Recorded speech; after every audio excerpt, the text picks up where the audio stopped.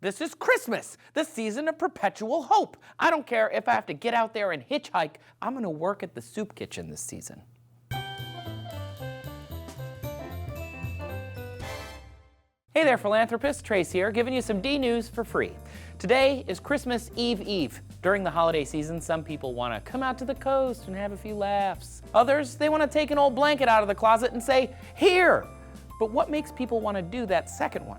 In 2014, Americans gave $258.510 billion to charities. That's 72% of all charitable U.S. giving, according to the National Center for Charitable Statistics. All foundations, corporations, and bequests, when combined, bequests, by the way, are when someone dies and leaves their money to charity, that didn't even hit $100 billion. People who made between $5 and $10 million gave away 3.7% of their gross income on average. And people who made $45,000 to $50,000 gave away 4% of their income. Sure, they gave less money, but 4% of $50,000 has way more impact on them relative to the amount of disposable income they require to meet their basic needs like rent, transportation, groceries, and so on. In 1989, economics professor Alvaro Sandroni created the warm glow theory of giving. People who give feel warm inside. It sounds touchy-feely, but he studied economics, so he grabbed his graph paper and he and a partner wrote a mathematical proof in 2009. The idea being we donate to charity because it helps them, but also it helps us. It makes us feel better. Also in 2009, a Harvard Business School study looked at why people give their hard-earned money to charity.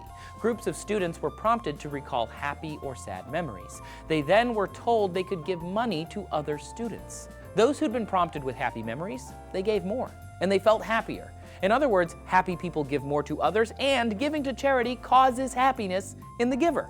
When people are happy, they then pay it forward. They try to make other people happy, perhaps by giving to charity.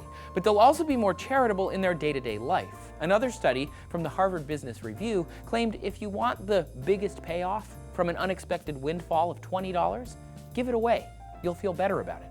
And this is reflected in our physiology. Using fMRI scans, research published in the Proceedings of the National Academy of Sciences found the orbitofrontal, subgenual, and lateral orbital frontal areas of the brain get a lot of blood flow when people are being charitable. And another study in Nature Neuroscience identified the right posterior superior temporal cortex as an active region during charity. These areas are associated with, quote, primitive mechanisms of social attachment and aversion, and, quote, perception of agency. The idea that you can guess the intent of another's action.